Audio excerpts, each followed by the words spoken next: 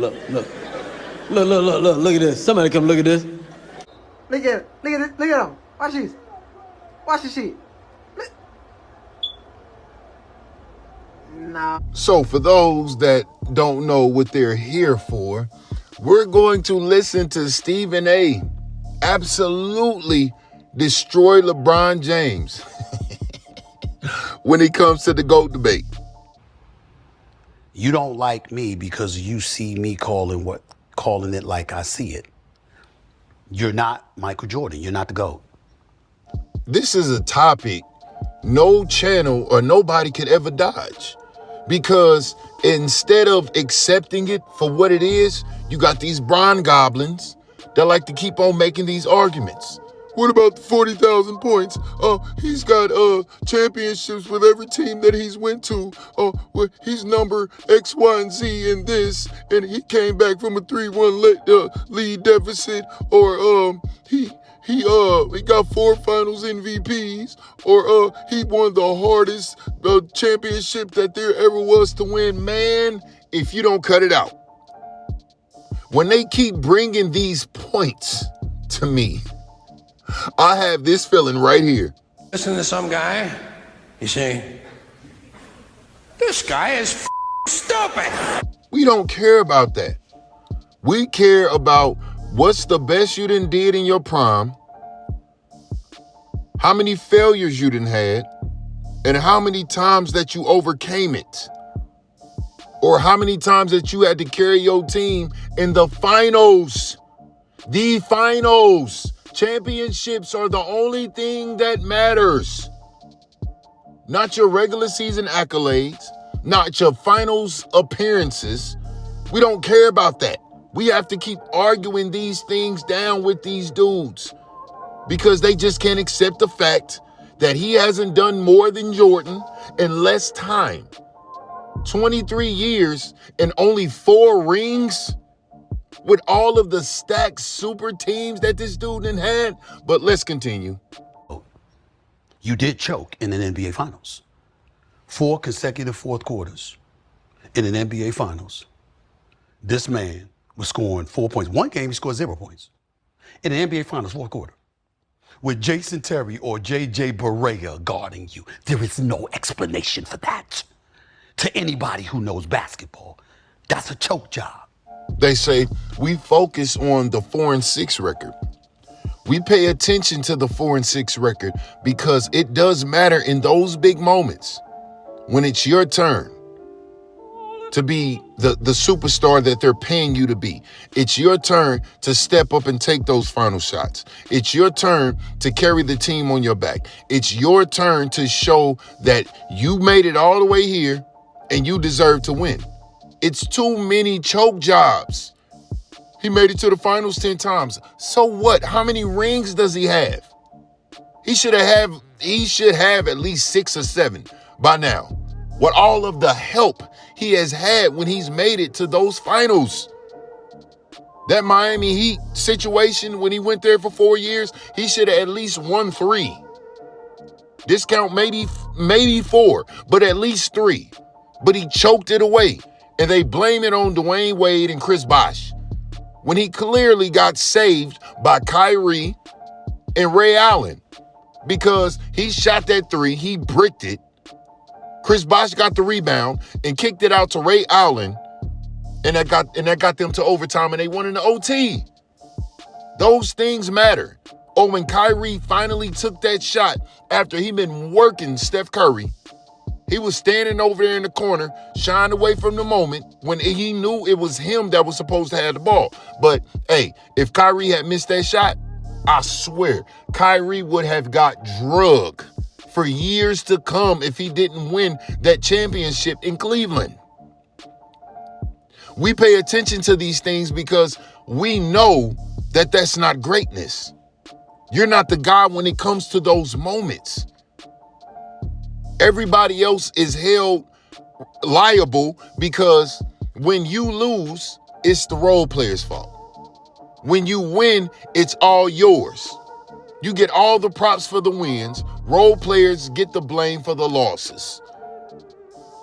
So when they keep saying that, oh, he made it to the finals 10 times, but you getting locked up by smaller defenders?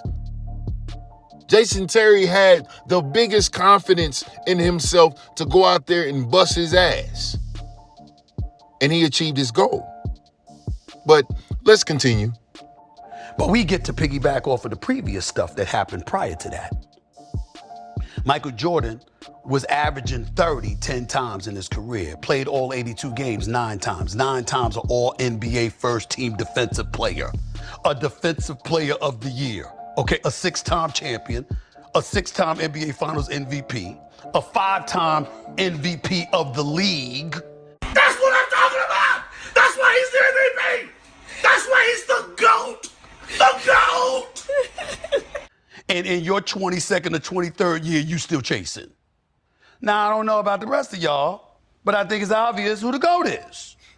We're talking about 2 3-peats here. 2 different rosters. 2 different rosters. 1-3 with one roster, took 2 years off, and won back-to-back-to-back. There's no replicating that. That's something that nobody has done in forever. And I highly doubt it'll be replicated again. Maybe OKC might squeeze them out another one. They're 3-0 right now.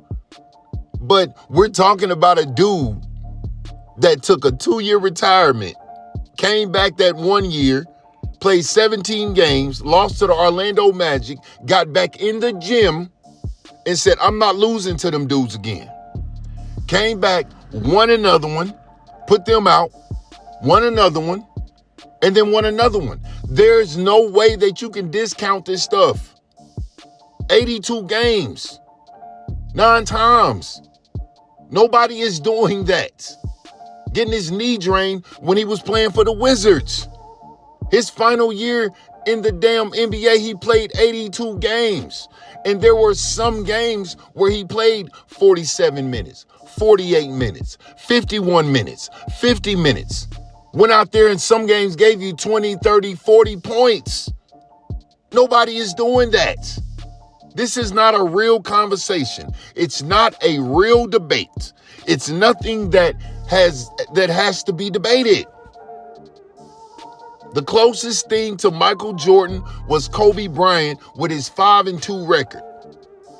Got Shaq off the team. Took a while for him to win another one. But when he did was when he won more, he won back-to-back with one Hall of Famer. But this dude didn't play with 7 top 75 players, if not more. This is not a debate that we should be having when it comes to this.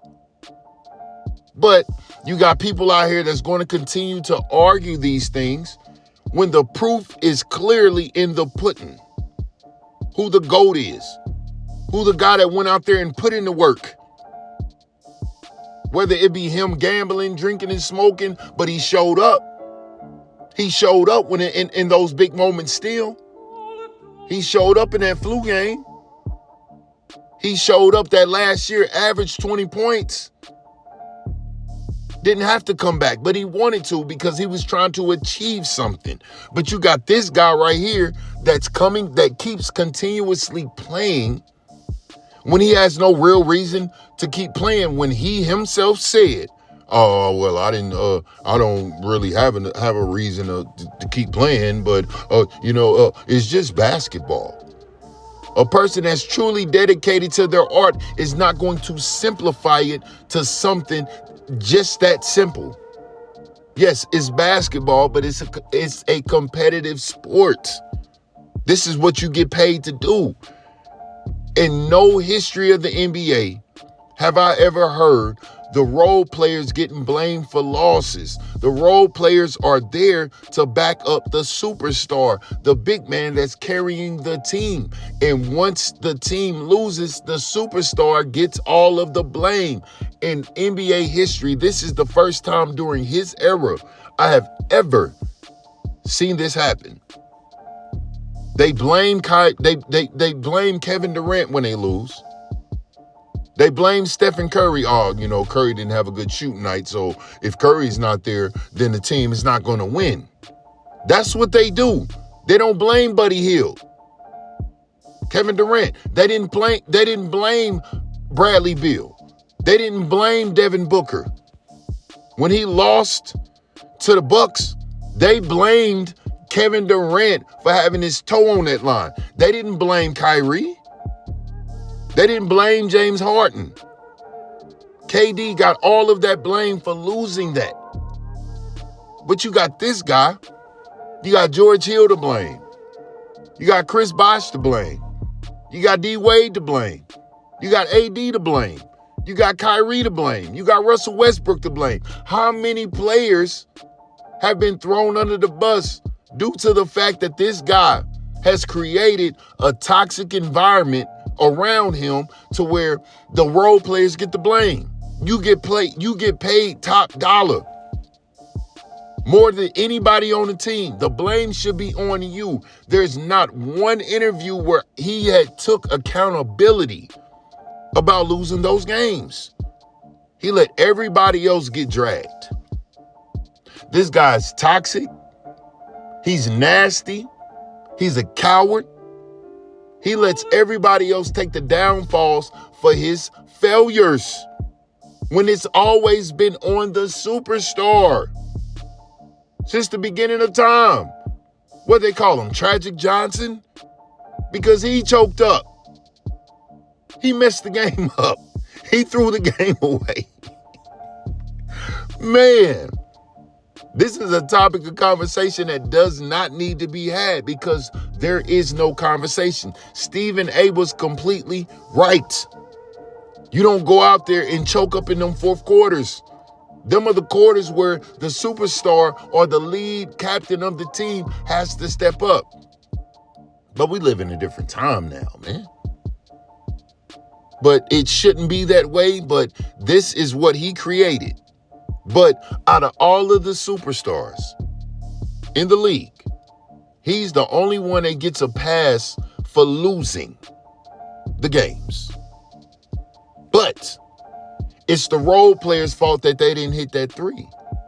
Or it's the role player's fault that he didn't hit 3-4 threes or he didn't have 15 points. But this is the era that we live in right now, created by this guy. Jordan will always be the GOAT. He will remain the GOAT, accept it or not. But it is what it is. Here's your reality check, and I'm giving it to you. But I digress. Peep out some other videos at the end of this and hit that notification bell.